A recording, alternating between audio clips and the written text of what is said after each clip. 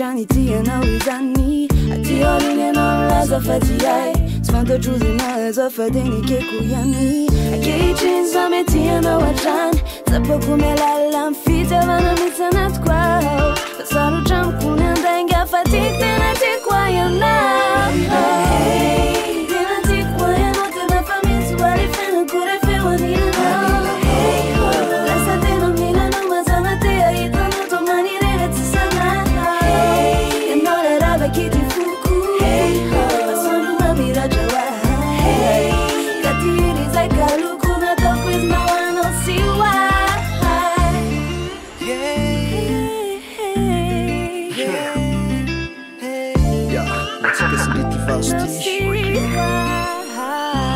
Asaratatitindriny safahiny trameraba tarefatrinyelona nefa tsy nasany laza rehefa masondrity samy teny tsy masamyjery kozy tena lovy atamireny bebe taty aoina za tsy nanapo efa nandefa fitorina kaivendrimba tia iko to lasa paradisa pele nisy anale sympatiko efatrinyela lasa silaka fana afalina petapoana sambarana oana mapiso afasakaiza sady namana tsy mba manary andrina mafioana sarotra tendria sa manavany any foko efa voafatotra tena tiako aenao tena fa misy hoany fiainako refeo anilanao lasa tena milanao mazana tea hitanao to manirery tsisy anao ianao le ravakity foko masoandro maniratra hoa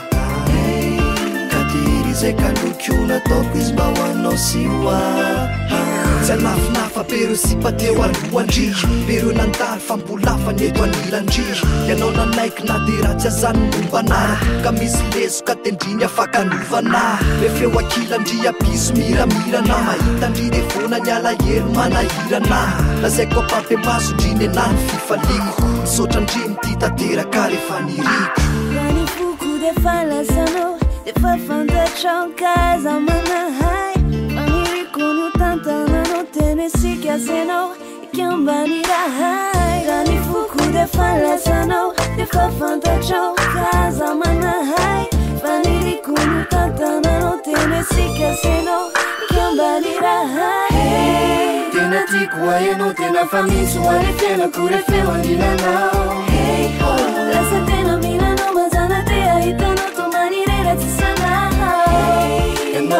kitty fuku maswanu mabirajawa katini zakaluku na takwis mawano siwa